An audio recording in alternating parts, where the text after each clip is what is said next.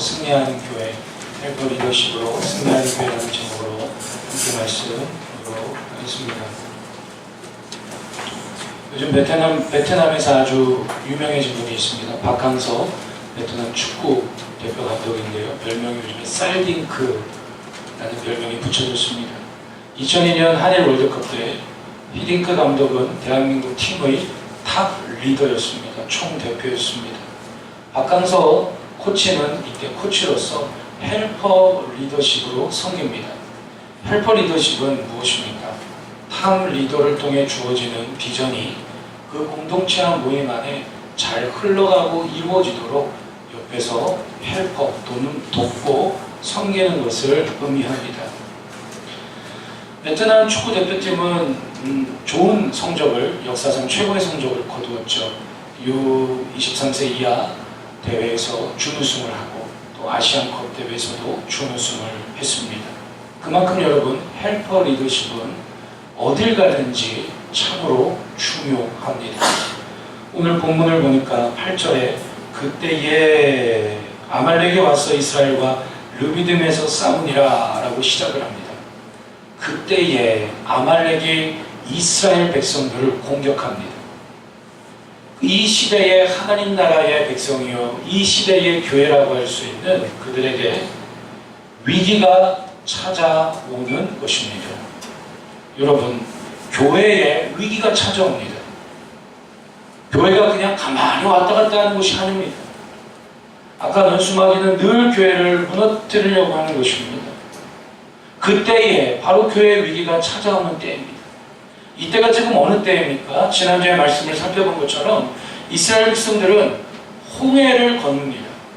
애굽에서 430년 동안 노예살이를 하다가 하나님의 10가지 재앙과 능력을 통해 그들은 홍해를 건넙니다.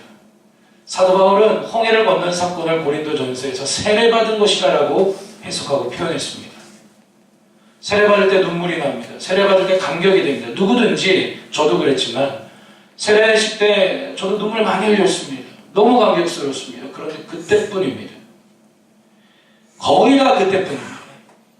이스라엘 백성들이 홍해를 건넌 다음에 하나님 앞에 출애굽기 14장에서 홍해 건넜습니다. 15장에서 홍해를 건넌 후에 우리가 마치 누구든지 세례받을 때 감격하고 기뻐하는 것처럼 감격하고 기뻐하며 하나님을 찬양한 것입니다. 그런데 세례받고 난 다음에 그들은 단 한 번도 감사한 적이 없습니다.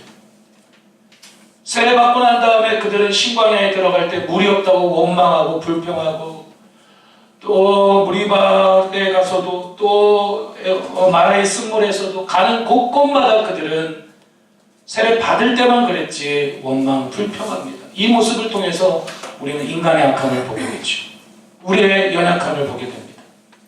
지난주에 말씀을 본 것처럼 여러분, 이들은 또 17장 1절부터 보면 신광야에서 르비딤의 장막을 쳤지만 거기서는 이제 원망 불평을 하는 정도가 아니라 마사, 무리바가 뭐죠? 다툽니다. 여러분, 원망과 불평은요, 모든 걸 다 당연하게 만들어버려요. 원망과 불평은 감사를 당연하게 만들어버려요. 당연하다라고 생각하면 하나님의 사랑과 은혜가 당연하고, 내가 세례받은 게 당연하고, 내가 교회 다니는 게 당연하고, 교회를 내 발로 왔으며 내가 직분자가 된 게 당연하다라는 생각이 드는 순간 교회 공동체 안에 위기가 찾아옵니다. 함께 고백합시다. 원망 불평하면 교회에 위기가 찾아온다. 교회에 위기가 찾아온다는 것은 내 신앙생활에도 위기가 찾아오는 것입니다. 가면 곳곳마다 원망하는 겁니다. 불평하는 겁니다. 좀 말 좀 그만하지. 말하는 것마다 복된 말이 아닌데 왜 말을 하는지. 여러분, 한마디 말을 뚝뚝 할 때마다 내 믿음이 뚝뚝 떨어지는 말은 스탑 해야 돼. 한마디 말을 딱 할 때마다 내 믿음이 쑥쑥 자라나고 소망이 생기는 말은 풍성하게 이루어져야 돼요. 가는 곳곳마다 원망하는, 물이 없다고 원망, 원망, 불평. 원망하고 불평하면요, 예수님이 나의 죄를 위해 죽으시고 부활하는 게 당연하게 느껴져요. 그러니까 당연히 다투게 됩니다. 하나님, 뭐하러 나를 구원했어요? 뭐하러 세례받게 했어요? 뭐하러 교회 다니겠어요? 누가 날 구원해 달래? 그러면서 다퉈요, 하나님. 그리고 하나님과 다투기 시작하면 꼭 누구랑 다투느냐? 목사랑 싸우게 돼요. 목회자랑. 모세랑 다투는 거예요. 탑 리더인 모세와 다투면서 모세, 우리를 왜 애굽에서 그냥 노예로 살게 두지? 뭐하러 우리를 건져내서 이렇게 고생을 시키는가? 목사님, 목회자와 다투는 거예요. 목사님이니까 당연히 그렇게 해야 되고 목회자니까 당연히 그렇게 해줘야 되는 거 아니야? 당연하게 생각을 하는 거예요. 다투는 거예요. 다투다 보니까 하나님을 시험합니다. 출애굽기 17장 6절 보세요. 6절에 내가 호렙산에 있는 그 반석이 거기서 내 앞에 서리니 너는 그 반석을 치라. 그곳에서 물이 나오리니 백성이 마시리라. 모세가 이스라엘 장로들의 목전에서 그대로 행하니라. 7절 같이 읽어봅니다. 그가 그곳 이름을 마사 또는 무리바라 불렀으니 이는 이스라엘 자손이 다투었으며 또는 그들이 여호와를 시험하여 이르기를 여호와께서 우리 중에 계신가 안 계신가 하였음이더라. 바로 그때에 그렇게 원망하고 계속 불평하면서 모든 걸 당연하게 여기니까 다툽니다. 그래서 하나님을 시험합니다. 7절에 본 것처럼 이스라엘 자손이 다투었으며 또는 그들이 여호와를 시험하여 이르기를 여호와께서 우리 중에 계신가 안 계신가. 하나님 계시면 좀 물 좀 팍팍 좀 줘봐요. 하나님 계신데 계속해서 왜 우리를 사막에서 이렇게 두는 거예요? 아주 본인들이 당당하게 하는 거예요. 여러분 이런 말이 있습니다. 배려와 사랑과 섬김을 당연하게 여기기 시작하면 그때부터 배려와 사랑과 섬김은 권리가 된다.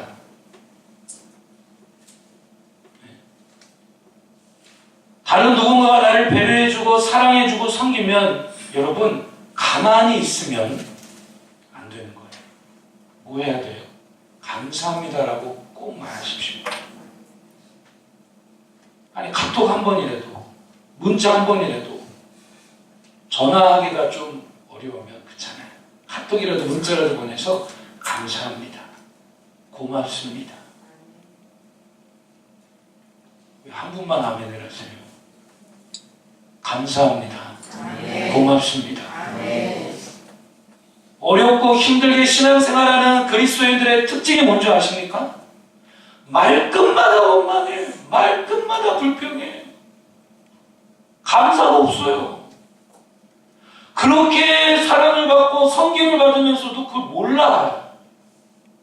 그래요. 믿음이 연약하니까 모를 수 있죠. 그래요. 믿음이 연약해서 부족해서 모를 수 있어요. 그런데 여러분 그렇지 않아요. 바로 그때에 아말렉이 와서 이들을 칩니다. 바로 이렇게 원망하고 불평하고 무리받았던 마사 시험 하나님을 시험하고 모세를 시험하고 이때에 바로 그때에 교회에 위기가 닥쳐온다는 거예요. 여러분 오늘 이 시간 이후로 부탁드립니다. 축복의 통로 교회 안에 원망하고 누가 불평한다 귀를 이렇게 닫을 수는 없으니까 빨리 그 자리를 피하십시오. 말끝마다 믿음 떨어뜨리는 말, 말끝마다 목사 욕하는 말, 말끝마다 교회 욕하는 말. 제일 불쌍한 장로, 권사, 집사, 목사가 누군지 아세요? 제일 불쌍한 성도가 누군지 아세요? 내 교회가 없는 사람이에요. 1년은 저쪽 대형교회 갔다가 또 1년은 저쪽 대형교회 갔다가 또 1년은 저쪽 대형교회 갔다가 제일 불쌍한 사람들. 그러다가 또 1년은 중형교회 갔다가 또 1년은 작은 교회 한번 가보는 거예요. 그럼 작은 교회 가려면 섬기려고 가야죠. 어깨 힘주고 가요. 제일 불쌍한 목사, 장로, 권사, 집사. 여러분 축복의 통로교회에 아무나 오지 마십시오.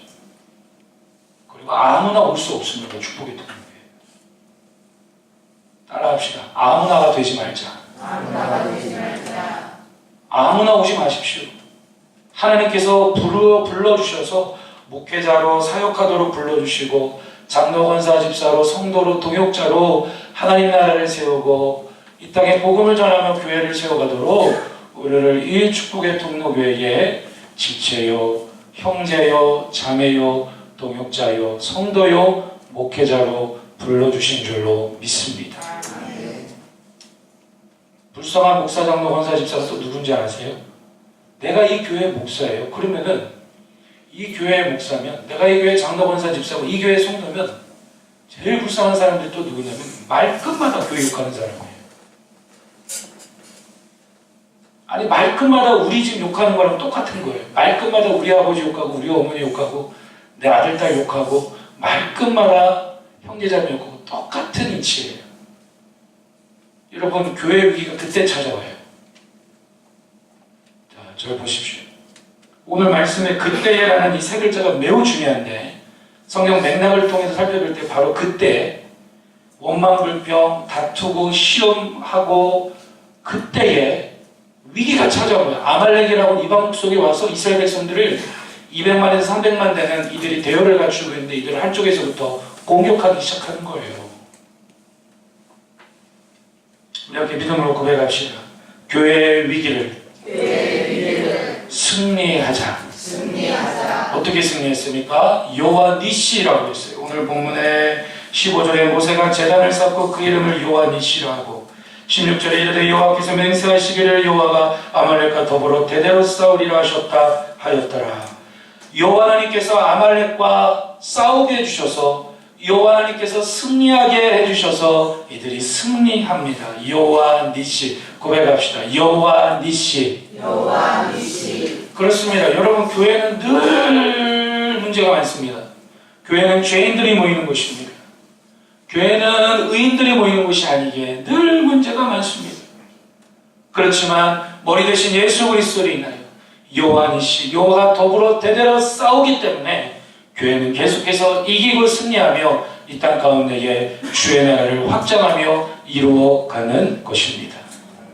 그런데 이렇게 여호와가 더불어 싸우며 승리하는 데 있어서 중요한 역할을 담당한 자들인데 바로 그러한 승리를 위해 섬긴 헬퍼 리더십들을 우리는 17장과 18장을 통해 살펴볼 수가 있습니다.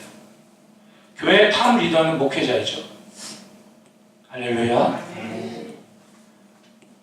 교회 탑 리더는 목회자고요. 목회자와 함께 동역하며 섬기는 많은 헬퍼 리더십들이 필요합니다. 오늘 말씀을 통해서 그런 헬퍼 리더십들로 섬기는 분들이 위로를 받고 또 헬퍼 리더십으로 섬기는 분들이 더 많이 세워져서 우리 모두가 축복의 통로교회를 통하여 주의 나라를 증거하고 확장시켜 나갈 수 있기를 주님의 이름으로 축복합니다. 첫 번째는 순종의 헬퍼 리더십을 보여준 사람이 있어요. 여호수아라는 사람이에요.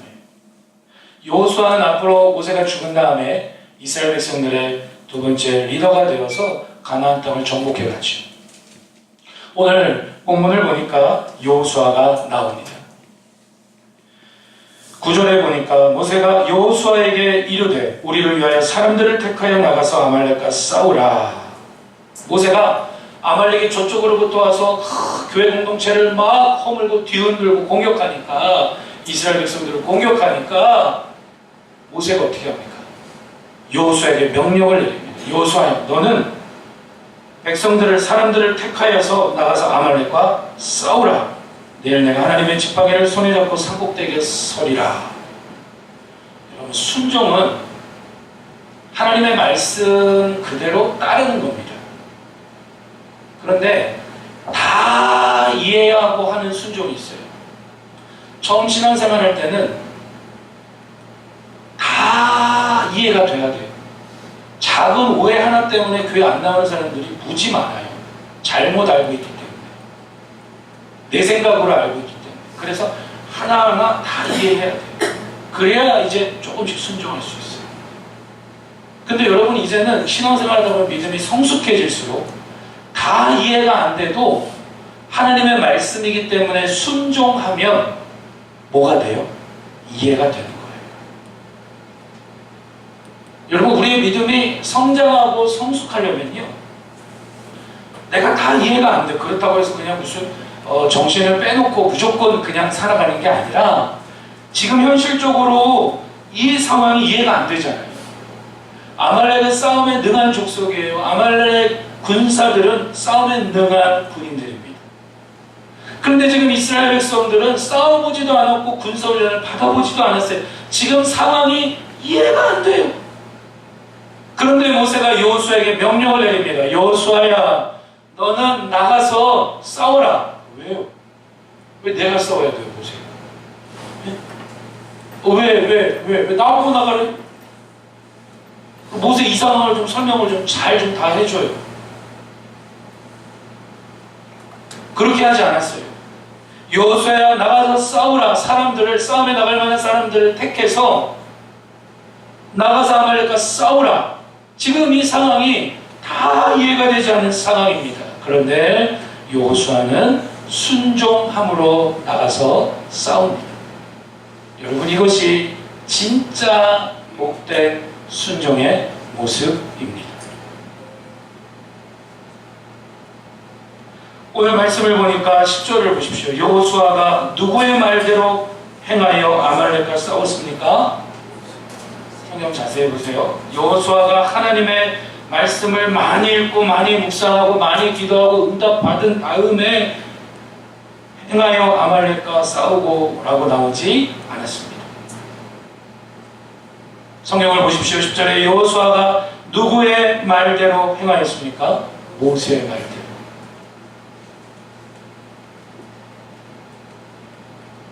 여러분, 우리는 신앙생활을 할 때 하나님의 말씀을 따라야 되는 것입니다. 하나님의 말씀에 순종해야 합니다. 그런데 이런 사람이 있을 수 있을까요? 나는 하나님의 말씀에 순종해. 그런데 목회자가 권면하고 말하는 거는 번번이 다 어겨요. 그러면서 하나님 말씀에 순종할 수 있을까요? 한번 생각해 보세요. 하나님의 말씀에 순종하는 것과 목회자의 말에 따르고 권면에 순종하는 것이 분리가 될 수 있을까요? 분리되는 경우 있죠. 예를 들면 목회자가 성적 스캔들을 일으킨다든지 교회의 공금을 한두 푼 정도가 아니라 몇 억을 횡령한다든지 그때는 교회 성도들이 가만히 있으면 안 되죠. 하나님의 영광과 그의 영광을 위하여 함께 온 교회가 금식하며 온 교회가 기도하며 이런 일들로 인해 복음이 가로막히지 않도록 아주 조용하게 잘 해결이 될 수 있도록 금식하며 기도해야 될 줄로 믿습니다. 그러나 이런 경우가 아니라면 나는 하나님 말씀에 순종하는 거야 라고 하면서 번번이 목회자의 말을 듣지 않고 아까 우리가 말씀처럼 다투고 오해를 불러일으키고 그럴 수 있을까요? 그럴 수 없다는 거예요. 여러분 10절을 다시 한번 보십시오. 여호수아가 모세의 말대로 행했습니다. 이런 겁니다. 하나님의 말씀에 순종하기 위해서 하나님의 말씀에 순종하기 위해서 하나님의 말씀으로 권면하는 목회자의 명령에 여러분 순종해야 될 줄로 믿습니다. 이것이 헬퍼 리더십 여호수아를 통해 나타나는 모습입니다.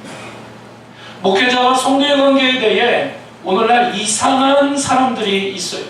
세상 나라의 방식과 가치관을 교회에다가 뒤집어 씌워서 갑과 을의 관계로 교회를 바라보게 하는 이상한 사람들, 교회를 무너뜨리려고 하는 사람들.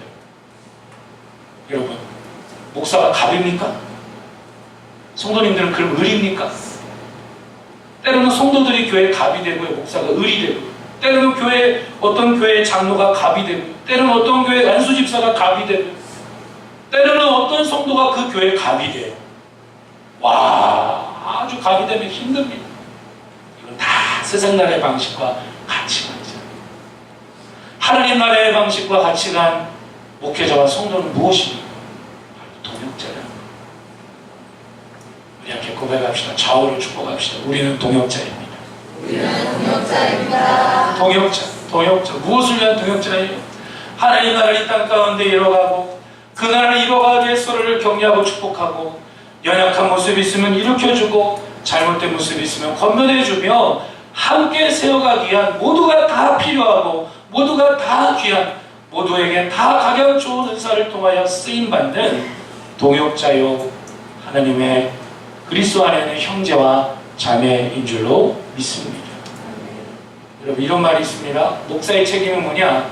그 교회 하나님께서 보내주신 양들을 성도를 좋은 성도로 만들어내야 하는 책임이 목사에게 있어요. 그럼 반대로 성도에게는 무슨 책임이 있느냐? 그 교회에 하나님께서 세워주시고 보내주신 목회자를 좋은 목사, 좋은 목회자로 만들어야 되는 책임이 누구에게 있어요? 성도에게 있어요. 어떤 교회 가보면요, 한 가지밖에 없어요. 목사님, 우리를 좋은 성도로 만들어줘야지 라고 하면서 목회자가 하나님의 말씀에 순종하기 위해 하나님의 말씀을 통해 권면하면 절대 따르지 않아요. 또 어떤 교회 가보면 반대의 책임만 있어요. 성도님들, 저를 좋은 목사로 만들어 주십시오. 목회자를 섬겨야 됩니다. 목회자가 하는 말에 뭐 이렇게 해야 됩니다 라고 하면서 반대의 책임만 있는 경우도 있어요. 여러분, 둘 다 바람직하지 않겠죠. 우리 다시 한번 믿음으로 고백해 보실래요? 좋은 목사를 만드는 책임. 좋은 목사를 만드는 책임. 한 번 더 고백합시다. 좋은 성도를 만드는 책임. 좋은 성도를 만드는 책임. 우리 모두가 동역자 관계, 이 모두를 감사하고 기뻐하고 하나님의 축복임을 잊지 않기를 소망합니다. 두 번째 헬퍼 리더십을 볼 수 있어요. 그것은 기도의 헬퍼 리더십. 여러분, 언젠가 동물의 TV를 보는데 아프리카 들소떼가 있습니다. 등치가 큰 들소떼. 그런데 사자 무리가 그 들소떼 중에서 대장 들소를 공격하는 거예요. 그런데 대장 들소는 다른 들소보다 등치도 크고 아주 힘이 세요. 사자, 암사자 한 마리가 탁 물으니까 꿈쩍도 안 해요. 그러니까 사자 무리들이 어떻게 사냥하는 줄 아십니까? 집안에 있는 10대 마리 사자들을 다 불러와서 등치가 큰 대장 들소를 다 이빨로 물어 뜯어서, 이빨로 막 물어 뜯어서 잡아뜨리려고. 딱 넘어지면 그 다음부터 사자가 어떻게 공격하죠? 목덜미를 탁 줘서 숨통을 끊어놓죠. 그렇게 하려고 막 10개 마리가 막 등에도 올리고 다리도 물고 다 물어뜯는 거예요. 그런데 대장 들소가 그렇게 막 비틀비틀하면서 끝까지 안 넘어지려고, 넘어지면 숨통이 끊어지니까 끝까지 막 버티고 있는데 그 뒤에는 수많은 들소들이 보고서 가만히 있는 거예요. 왜 가만히 있습니까? 무서워서. 무서우니까 가만히 있는 거예요. 그러다가 막 쓰러질랑 말랑 합니다. 그런데 그때 갑자기 다른 들소들은 막 주저주저하고 있는데 그 중에 갑자기 어떤 들소 한 마리가, 들소 뭐가 단단하죠? 뿔이 단단해요. 그래서 사자들이 사냥하다가 들소떼들을 함부로 사냥하다가 뿔에 이렇게 받쳐가지고 죽는 사자들도 있거든요. 그래서 어떤 들소 한 마리가 가만히 있다가 갑자기 막 달려들면서 대장 들소떼 막 올라타 있는 사자들 향해 뿔로 이렇게 막 달려드는 거예요. 그랬더니 순간적으로 10대 마리가 넘는 사자들이 다 도망가더라고요. 여러분, 교회도 똑같은 것 같아요. 교회에서 가장 많이 영적인 공격을 많이 받는 사람은 목회자예요. 목사 한 명을 딱 무너뜨리면 그 교회는 끝장나는 거예요. 동의하시면 아멘 하실까요? 그래서 10대 마리 사자들이 물고 뜯고 헐뜯는 것처럼 목회자 물고 뜯고 헐뜯는 일들이 교회 안에 종종 일어나요. 그때 성도들은 다 가만히 있습니다. 그때 헬퍼 리더십이 필요합니다. 월요일마다 독서 목회자 모임을 가는데 어떤 목사님이 그런 이야기 하는 거예요. 지난주 월요일 아침에 있었던 일인데, 저는 어저께 주일날 설교로 홈런 쳤습니다. 이 말은 뭐냐면 성도들이 은혜를 많이 받았다는 거. 그래서 무슨 말인고 하고 들어봤더니 저는 어저께 낮예배 설교를 20분 하고 끝냈습니다. 그때 성도들이 막 박수를 치더라고요. 와우! 드디어 우리 목사님이 목회 제대로 방법을 찾았나 봐. 그래서 다 끝나고 다 집에 갔대요. 성도들이 항의했대요. 목사님 설교가 너무 길어요. 설교가 너무 어려워요. 안 들려요. 무슨 얘기인지 못 알아듣겠어요. 그래서 교인의 대표가 되는 장로님들한테 막 항의를 하고 밥을 먹고 차를 마시고 집에서 쑥닥 목사님을 막 헐뜯는 거예요. 장로님들이 목사님에게 말한 거예요. 그래서 목사님이 너무 힘들고 마음이 아파서 어쩔 수 없지 하고 20분을 설교했대요. 그랬더니 예배가 끝나고 나서 교회가 난리가 났어요. 어떤 안수 집사님이 성도님들에게 오더니 그렇게 얘기하더래요. 누가 목사님에게 설교 가지고 얘기했냐? 누가 시간줄이라고 얘기했냐? 교회가 두 판 나눠줬대요. 시간 길게 설교파, 시간 짧게 설교파. 손 들어보겠습니다. 우리 교회도 목사님 20분 안에 끝내주세요. 오른쪽 발가락을 드십시오. 확인했어요? 목사님 괜찮습니다. 길게 해주세요. 왼쪽 엄지발가락을 드십시오. 확인했습니다. 교회가 두 팔을 하나요. 그러면 또 어떤 안수 집사님이 얘기하더라고요. 목사님 낙심하지 마시고 기도하겠습니다 라고 이야기하더래요. 그런데 다른 중직자들에게 가서 이야기하더래요. 누가 목사님에게 이야기했냐. 여러분 함께 고백합니다. 기도의 헬퍼 리더십. 모세가 여호수아는 나가서 순종함으로 싸웁니다. 모세는 뭐하는가? 하나님의 산 꼭대기에 올라가서 손을 들고 기도하는 거예요. 근데 오늘 성경을 보니까 이렇게 나왔죠. 모세가 손을 들면 11절부터 12절을 자세히 보시면 모세가 손을 들고 기도하면 이스라엘 백성들이 아말렉을 이기고, 모세가 팔이 피곤해서 손이 내려오면 아말렉에게 이스라엘 백성들이 지는 거예요. 그래서 그 모습을 본 아론과 훌이, 아론은 모세의 형님이죠. 훌은 여러 가지 해석이 좀 분분하지만 모세의 누나 미리암의 남편일 것이라는 주장이 있습니다. 어쨌든 이 아론과 훌이 기도의 헬퍼 리더십으로 섬깁니다. 그래서 어떻게 하는가? 12절 같이 한번 읽어보겠습니다. 시작. 모세의 팔이 피곤함에 그들이 돌을 가져다가 모세 아래에 놓아 그가 그 위에 앉게하고 아론과 훌이 한 사람은 이쪽에서 한 사람은 저쪽에서 모세의 손을 붙들어 올렸더니 그 손이 해가 지도록 내려오지 아니한지라. 아멘. 팔이 내려오면 지고 올라가면 이기니까 아이고 팔 아프겠다, 아이고 팔 아프겠네, 참 모세 이러고 있는 게 아니라요. 돌을 갖다가 만한 돌을 갖다가 그 위에 편하게 앉게 하고, 아론은 이쪽에서 모세의 발을 잡아주고 훌은 이쪽에서 모세의 발을 잡아줘서 그냥 모세가 손만 들고 있었을까요? 기도했겠죠. 어떤 분들은 설교 준비하다 보니까 이렇게 성경을 해석해놨는데 손만 들고 있었을 것이다. 뭐 벌 쓰는 겁니까? 손만 들고 있게.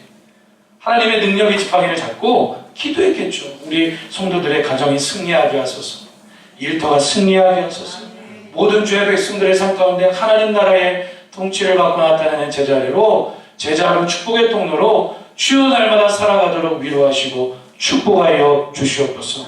그렇게 기도했겠죠. 목회자가 할 일이 그거예요. 기도해야 돼, 기도해야 돼. 성도들을 위해. 아론과 우리 한쪽에서 팔을 탁 붙잡아주는 거예요. 그러니까 팔이 내려와야 안 내려와요? 안 내려와요. 바로 기도로 헬퍼 리더십을 발휘하는 것입니다.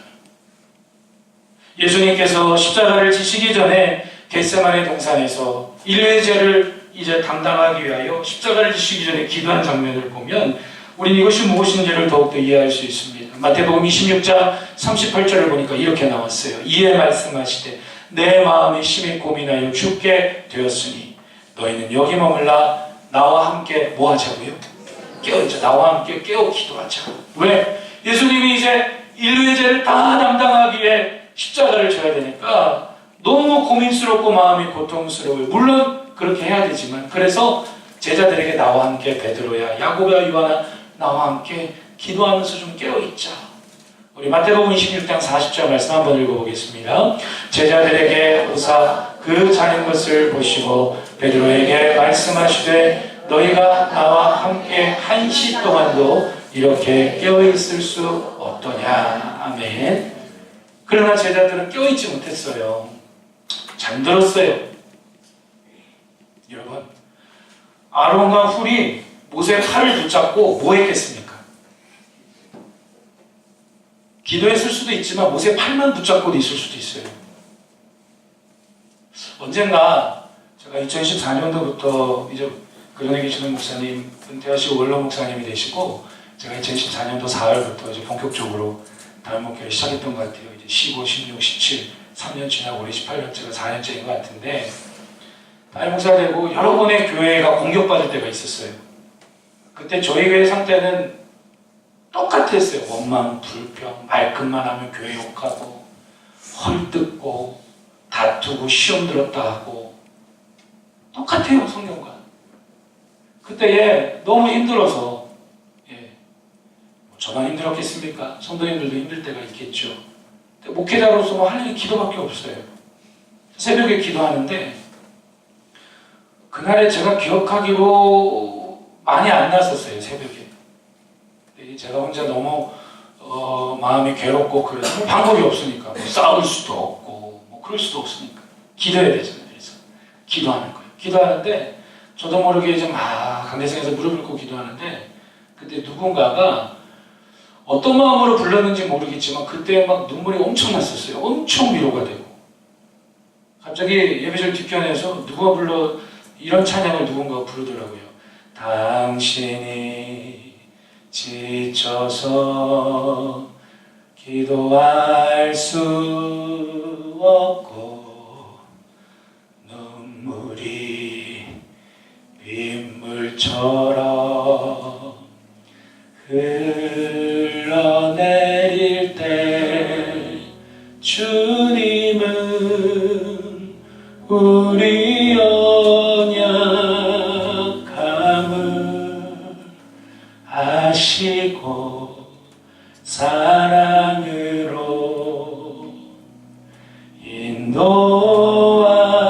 인도하시네.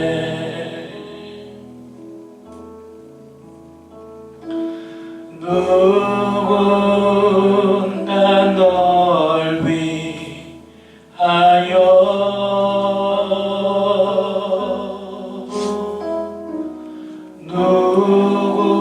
누군가 기도하네.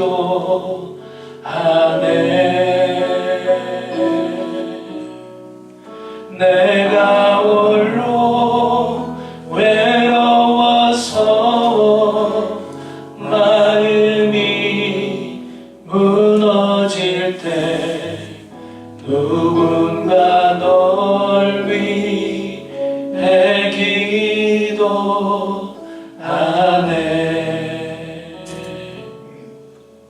할렐루야. 저는 이 찬양을 성도님들에게만 향하여 늘 드렸었거든요. 근데 그때 누군가가 제 뒤에서 의자에 앉아서 막 이 찬양을 부르면서 막 눈물 흘리면서 기도를 하길래 저는 그냥 그렇게 믿음으로 받아들였어요. 아, 저분이 목회자와 함께 기도 헬퍼 리더십으로 아론과 훌처럼 비록 직접 강대상에 와서 내 발을 붙잡고 있지는 않지만 정말 목회자를 위해 주님 안에서 동역하는 마음으로 기도하고 있구나.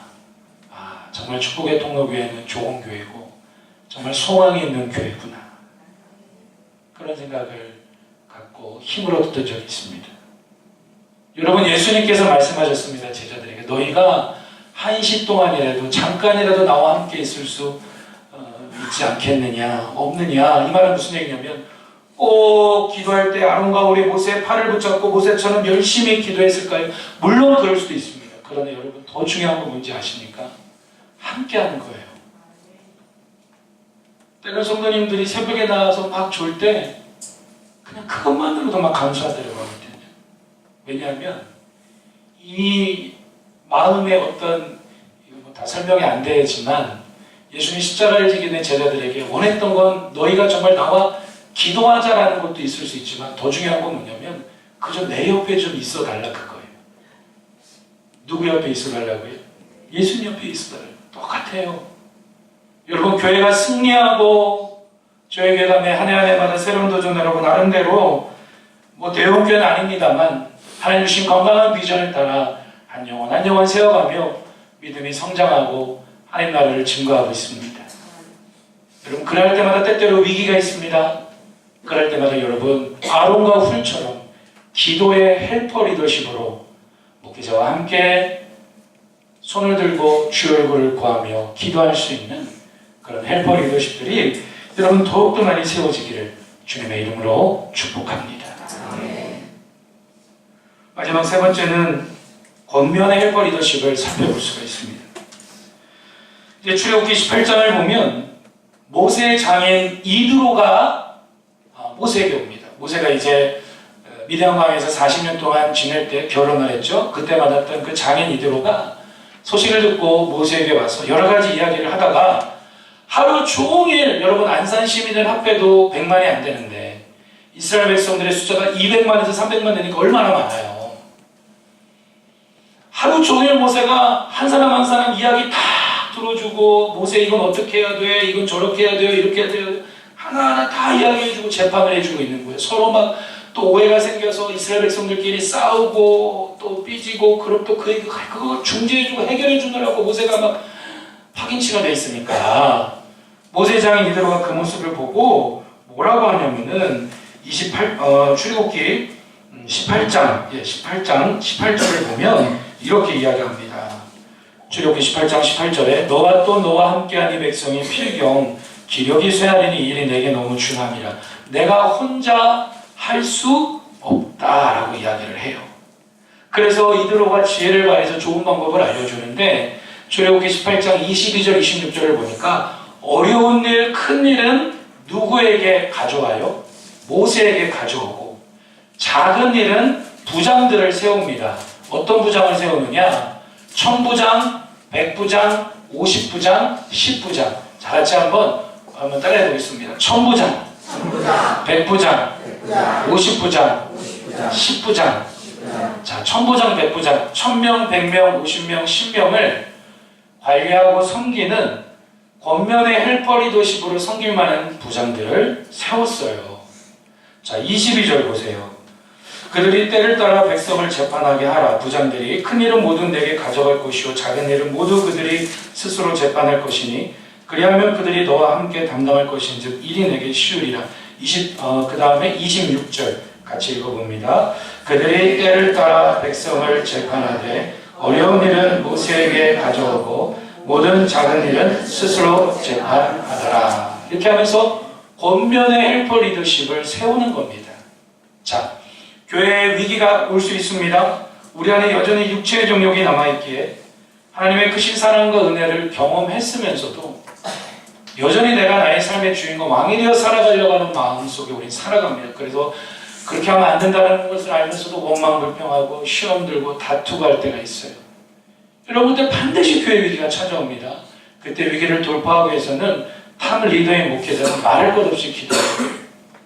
그리고 헬퍼 리더십이 필요해요. 함께 등록하는 많은 헬퍼 리더십들이 순종의 헬퍼 리더십으로, 기도의 헬퍼 리더십으로, 권면의 헬퍼 리더십으로 그 위기를 돌파해 갈 때에 그의 공동체는 더욱더 튼튼하게 복된 공동체로 세워지는 것입니다. 권면에 4가지 원칙이 있습니다. 성도들과 만나서 차 마시고 이야기하는 것 좋습니다. 예, 자주 만나서 식사도 하고 하십시오. 그런데 그 모든 것들에 4가지 기준이 있어요. 저는 가끔 목사님 누구누구 만나서 차를 마시고 누구누구 집에서 모인답니다. 그러면 숨이 콩 막힐 때가 있어요. 뭐가 막혀요? 숨이 막혀요. 왜 숨이 막혀요? 훈련이 안 돼 있는데 그 잘못 모이면요 난리 나요. 그렇게 모인 사람들이 싹 다 교회를 안 나오는 일들을 좀 수도 없이 봤어요. 어떻게 봤다고요? 수도 없이. 왜냐? 권면에 4가지 원칙이 있어요. 이런 분들이 있어요. 목사님, 그냥 직장 생활 하듯이 직장 생활에서 사회 초년병에게 사회 선배가 그냥 그렇게 이야기하듯이 나이 많은 사람이 나이 적은 사람에게 이야기하듯이 그냥 그렇게 만나서 밥 먹고 뭐 차 나누고 이야기하면 안 됩니까? 큰일 나요. 내 믿음도 못 지키게 되고 그분 믿음도 못 지키게 되고 거기까지는 괜찮은데 교회 전체에 위기가 올 수 있다는 사실. 왜냐? 달라요. 다르다고요. 할렐루야. 달라요. 성도들이 사랑으로 섬기고 나누고 만나서 밥 먹고 차 마시고 교제하고 좋은 겁니다. 그런데 저에게 성도님들 이런 훈련이 잘 돼 있는데 좀 더 살펴보기 원해요. 권면에 4가지 원칙이 있어요. 성경대로 권면해야 돼요. 보세요. 어떤 상황이 있을 때에 내 생각으로 권면을 하거든요. 따라합시다. 교회에서는 내 생각 뺍시다. 아, 목사님 내 생각에는요, 장로님 내 생각에는요, 청년 내 생각은 내가 봤을 때 빼세요.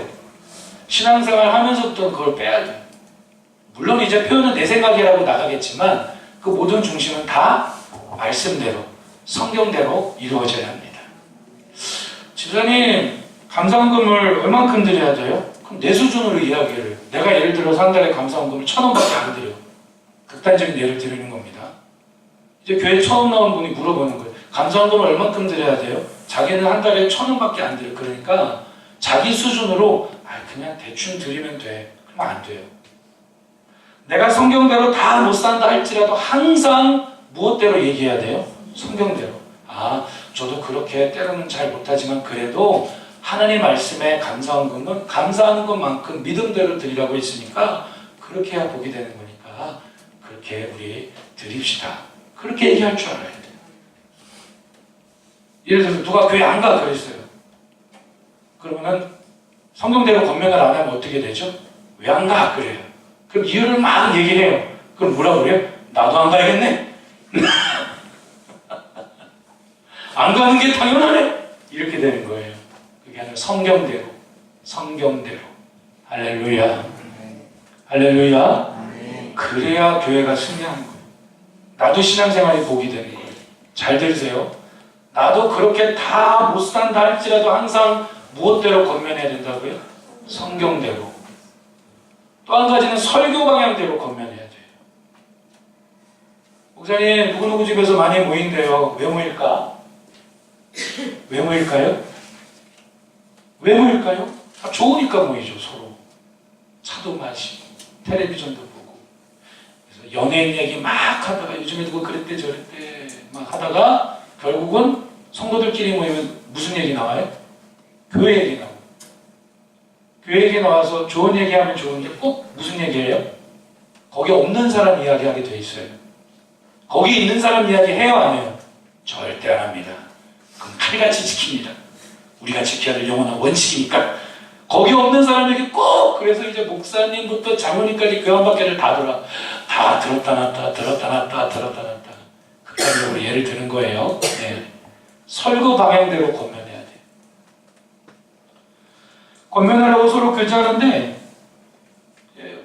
목회자의 설교 방향은 이렇게 설교가 진행해도 함께 말씀을 하고 은혜 받았는데 꼭 권면할 때 반대로 이야기하는 거예요. 심지어 또 그런 경우도 있어요. 목사님은 그렇게 설교를 했지만 어떻게 우리가 사람인지라 그렇게 다 살아요. 그럼요. 하마요 하면서 꼭 반대로 권면을 하는 거예요. 잘 들으세요. 나도 망하고 그분도 망하고 교회 전체가 위기에 빠질 수 있어요. 꼭 무엇 방향대로 권면해야 된다고요? 설교 방향대로. 덕을 세우기 위해 권면해야 돼요. 덕을 세운다는 건 교회 전체를 세우는 권면이어야 돼요. 예, 교회 전체. 그러니까 신앙생활을 하면 이기적인 모습으로 신앙생활을 잘하기가 매우 어려워요. 할렐루야. 예, 변화될 수밖에 없어요. 교회 생활하고 신앙생활 얼마나 감사한지. 교회 전체에 유익이 되도록 권면을 해야 돼요. 교회 전체, 그러니까 무슨 말을 하든지 무슨 생각을 하든지 판단을 내릴 때에 나에게만 그분에게만 유익이 아니라 최대한 교회 전체에 유익이 되도록 덕을 세우기 권면해야 됩니다. 또 한 가지 중요한 게 뭐냐면 보고의 골든타임이에요. 요즘에 무슨 이제 비상 응급사태가 일어날 때에 골든타임, 교통사고를 당한다든지 할 때에 그 골든타임 정해진 시간을 빨리 응급센터로 가면 살릴 수 있는데 그 골든타임을 놓치면 생명이 끝나는 상황이 많이 보잖아요. 똑같아요. 1000부장, 100부장, 50부장, 10부장이 작은 일은 이스라엘 백성들 이렇게 보고를 받고 권면을 합니다. 재판을 합니다. 그런 다음에 그들은 반드시 보고를 합니다. 누구에게요? 모세에게. 여러분 오해하지 마시고 착각하시면 안 돼요. 교회 안에 일어나는 모든 일들은 성령 하나님 살아계시기 때문에 목회자의 귀에 다 들어오게 만들어주세요. 좋은 일이든 안 좋은 일이든. 그럼 어떤 분들은 그래요. 목사님, 아니 교회 안에 있는 일들을 목사님은 왜 다 알아야 됩니까? 그럼 다 몰라야 됩니까? 다 알아야 목회가 되고 다 알아야 설교가 진행이 되고 다 알아야 교회가 거룩하고 복되게 세워지는 겁니다. 성도들이 말을 안 해주면요 성령님이 말해주세요. 깜짝깜짝 놀랄 때가 있어요. 제가 점쟁이가 아니지만 교회가 건강하게 세워지기 위해서 여러분 좋은 일은 많이 축하하고 많이 격려해주고 많이 축복해 주십니다. 할렐루야. 그러나 연약하고 죄악된 일은 경계하고 함께 기도하고 격려해주고 다시 그 영혼이 일어설 수 있도록 서로를 격려하며 기도하기를 주님의 이름으로 축복합니다. 보고의 골든타임이 중요해요. 보고를 빨리 해야 돼요. 그래야 시험이 안 들어요. 그러면 거기서 중단될 수 있어요. 근데 보고의 골든타임이 늦어져 버리면요, 사태가 커져요. 그래서 겉면의 헬퍼 리더십을 우리는 살펴봅니다. 설교를 마칩니다. 안시성 교회가 됩시다. 영화 안시성에 히트를 쳤습니다. 고구려 시대 때 당태종이 공격을 해오자 끝까지 안시성을 지킨 백성들의 이야기죠. 이 안시성 영화를 보면 탑 리더가 되는 장군과 그 장군의 명령을 따라 모든 백성들이 일사불란하게 정말 각자의 몫을 따라 크면 큰 대로 작으면 작은 대로 각자의 몫을 따라 정말 멋지게 안시성을 지켜내는 모습을 볼 수 있습니다. 가장 마음에 와닿는 대사가 이 대사였습니다. 안시성은 지지 않는다. 여러분, 교회는 지지 않습니다. 교회는 질 수 없습니다. 왜냐? 예수 그리스도가 머리가 되시고요, 그 주님을 따라 우리가 함께 헬퍼 리더십으로 동역하기 때문입니다. 이 땅에 있는 지상교회는 유람선이 아닙니다. 교회를 유람선으로 생각하는 순간 교회는 위기가 닥쳐요. 교회는 끊임없이 전투함과 같은 교회다라는 사실을 잊지 말아야 합니다. 그래서 주님 이 땅에 오시는 그날까지 우리 세상 나라의 방식과 가치관과 싸우고 죄와 악과 싸우며 계속해서 주의 나라 이뤄가기를 주님의 이름으로 축원합니다.